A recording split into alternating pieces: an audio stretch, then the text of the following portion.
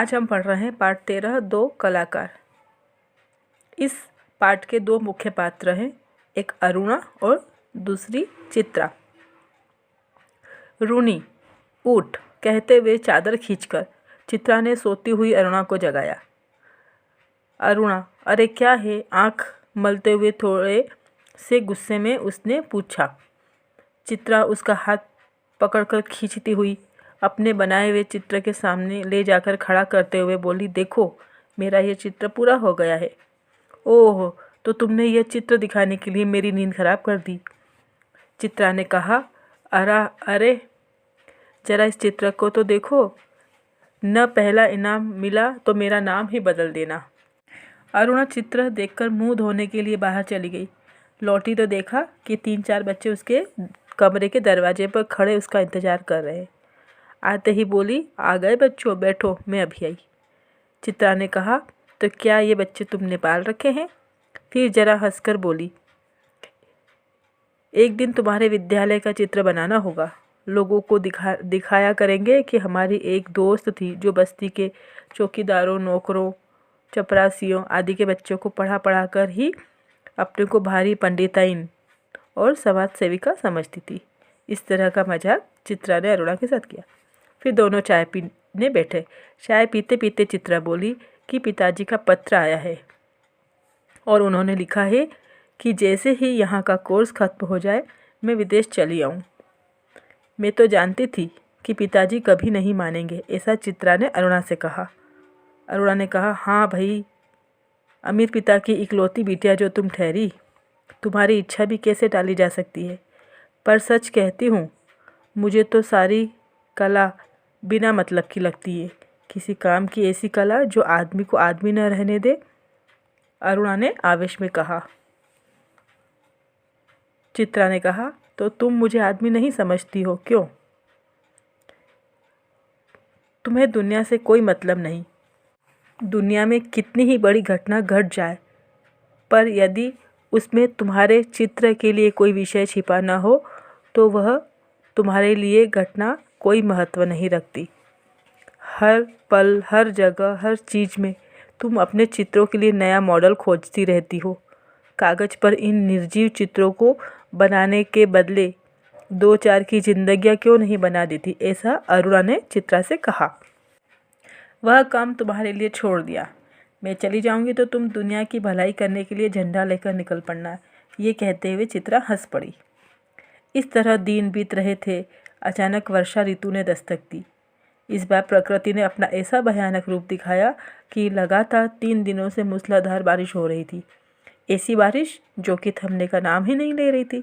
रोज अखबारों में बाढ़ की खबरें आती, बाढ़ पीड़ितों की दशा बिगड़ती जा रही थी। ये सब दृश्य देख कर अरुणा दुखी थी। आज शाम को स्वयं सेवकों का एक दल जा रहा है, मैं भी उसके साथ ही जा रही हूँ, अरुणा ने चित्रा से कहा। इस तरह शाम को अरुणा चली गई। 15 दिन बाद अरुणा लौटी। नहा धोकर खा पीकर लेटने के लिए चली, तभी उसकी नज़र चित्रा के नए चित्रों की ओर गई। 3 चित्र बने रखे थे। तीनों बाढ़ के चित्र थे। जो दृश्य वह अपनी आंखों से देखकर आ रही थी, वैसे ही दृश्य चित्रा ने भी बना रखे थे। शाम को चित्रा घर लौटी तो अरुणा को देखकर बड़ी खुश हुई। क्यों चित्रा, तुम्हारे जाने का तय हो गया? हाँ, अगले बुधवार को मैं चली जाऊंगी और बस 1 सप्ताह बाद हिंदुस्तान की सीमा के बाहर पहुंच जाऊंगी। खुशी उसके स्वर पे से छलक रही थी। आज वह दिन आ ही गया जब चित्रा को जाना था। अरुणा सवेरे से ही उसका सारा सामान ठीक कर रही थी। एक एक करके चित्रा सभी से मिल आई। बस अपने गुरुजी से मिलना रह गया था, सो उनका आशीर्वाद लेने चल पड़ी। 3 बज गए थे पर चित्रा अभी तक लौटी नहीं थी। 5 बजे की गाड़ी से वह जाने वाली थी। अरुणा ने सोचा वह खुद जाकर देख आए कि आखिर क्या बात हो गई। तभी हड़बड़ाती हुई चित्रा आती है। बड़ी देर हो गई ना? अरे क्या करूं, बस कुछ ऐसा ही हो गया था कि वहीं रुकना पड़ा था। अरुणा हैरानी से बोली, आखिर ऐसा क्या हो गया जो तुम्हें रुकना पड़ा? गर्ग स्टोर के पास जो पेड़ था, उस पेड़ के नीचे अक्सर एक गरीब सी औरत बैठी रहा करती थी। लौटी तो देखा कि वह वहीं मरी पड़ी है और उसके दोनों बच्चे पूरी तरह रो रहे हैं। उस दृश्य में न जाने क्या था कि मैं अपने को रोक नहीं सकी। एक रफ सा स्केच बना ही डाला, बस इसी में देर हो गई, ऐसा चित्रा ने कहा। 4:30 बजे चित्रा हॉस्टल के दरवाजे पर आ गई, लेकिन अचानक अरुणा पता नहीं कहाँ चली गई। उसकी कोई खबर नहीं थी। बहुत सारी लड़कियां चित्रा को छोड़ने स्टेशन तक भी गई, पर चित्रा की आंखें बराबर अरुणा को ढूंढ रही थी। ट्रेन चल पड़ी, पर अरुणा नहीं आई। विदेश जाकर चित्रा तन मन से अपने काम में जुट गई।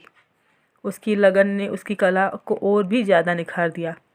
विदेश में उसके चित्रों की धूम मच गई। गरीब औरत और 2 अनाथ बच्चों के उस चित्र की तारीफ में तो अखबारों के कॉलम भर गए। पहले साल तो अरुणा से पत्र के द्वारा बातचीत होती थी, फिर कम होते होते एकदम बंद हो गई। पिछले 1 साल से तो उसे यह भी नहीं मालूम था कि वह कहाँ है।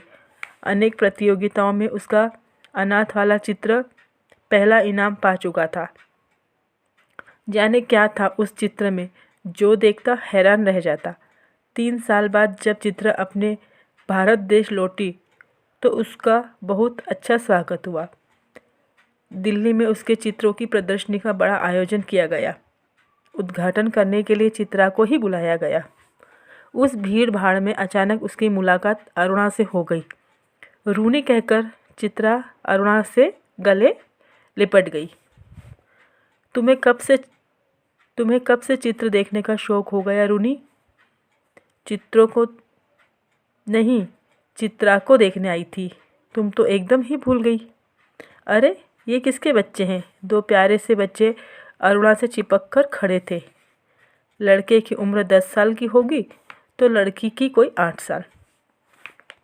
मेरे बच्चे हैं, और किसके? बच्चों, ये तुम्हारी चित्रा मौसी है, नमस्ते करो अपनी मौसी को, ऐसा अरुणा ने अपने बच्चों से कहा। बच्चों ने बड़े आदर से नमस्ते किया। कैसी मौसी है, प्यार तो करो, कैसी मौसी है, प्यार तो करो, अरुणा ने कहा। चित्रा ने दोनों के सिर पर प्यार से हाथ फेरा। अरुणा ने कहा, तुम्हारी ये मौसी बहुत अच्छी तस्वीरें बनाती हैं। ये सारी तस्वीरें इन्हीं की बनाई हुई हैं। मौसी आप हमें सारी तस्वीरें दिखाइए, बच्चों ने फरमाइश की। चित्रा उन्हें तस्वीरें दिखाने लगी। घूमते घूमते वे उसी गरीब औरत वाली उस तस्वीर के सामने आ पहुंची।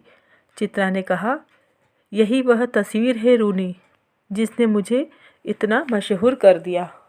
ये बच्चे रो क्यों रहे हैं मौसी? तस्वीर को ध्यान से देखकर लड़की ने पूछा। इनकी माँ मर गई है, देखती नहीं, मरी पड़ी है, इतना भी नहीं समझती? लड़का मौका मिलते ही बोला, मौसी हमें ऐसी तस्वीर नहीं, अच्छी तस्वीर दिखाइए, राजा रानियों की, परियों की।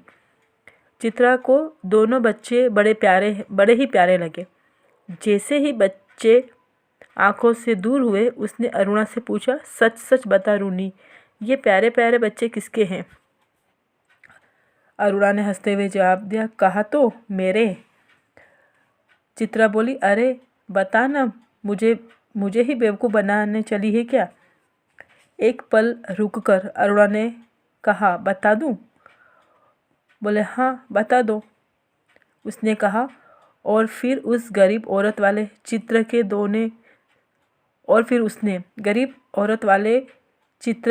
दोनों बच्चों पर उंगली रखकर कहा, ये ही वे दोनों बच्चे हैं। क्या? आश्चर्य से चित्रा की आंखें खुली की खुली रह गई। क्या सोच रही हो चित्रा? कुछ नहीं, मैं सोच रही थी कि वह शायद विचारों में खो गई। ऐसा चित्रा को आश्चर्य हुआ। अरुणा ने उसकी आंखों से लुढ़कते आंसुओं को देखकर पूछा, क्या हुआ चित्रा, और ये आंसू? चित्रा भावुक स्वर में बोली, रूनी, तुमने अपनी कला से उन बच्चों का जीवन संवारा है। आज मुझे समझ में आ गया कि सच्ची कलाकार मैं नहीं बल्कि तुम हो। तो बच्चों, असली कलाकार किसे कहेंगे? क्या अभिनय करना, चित्र बनाने आदि का नाम ही कला है? नहीं, अनाथ व बेसहारा बच्चों को सहारा देना, उनके जीवन को बनाना, दूसरों के दुख में शामिल होकर अपनी कला से उनके जीवन को निखार देना ही असली कला है। ऐसे कलाकारों का स्थान सर्वोपरि होता है। मूल्य, किसी के जीवन को बनाने वाला ही असली कलाकार है। पाठ में आए शब्दार्थ आपको कॉपी में लिखने हैं और शब्दार्थ इस प्रकार हैं: बाढ़ पीड़ित, बाढ़ से ग्रस्त, उद्घाटन, शुभारंभ, निर्जीव जिसमें जीवन न हो, हड़बड़ाना, आतुर होना, पंडिताइन मतलब विदुषी, आवेश अर्थात जोश में, हॉस्टल छात्रावास, समाज सेविका समाज की सेवा करने वाली, प्रदर्शनी नुमाइश, फरमाइश का मतलब होता है इच्छा जाहिर करना, अनाथ जिनके माता पिता न हो, स्वयंसेवक अर्थात अपनी इच्छा से सेवा करने वाला। पाठ 12 संसार एक पुस्तक है, संसार पुस्तक है। यह पाठ आपको स्वयं पढ़ना है और यह एक पत्र है जो कि जवाहरलाल नेहरू ने अपनी पुत्री इंदिरा को लिखा।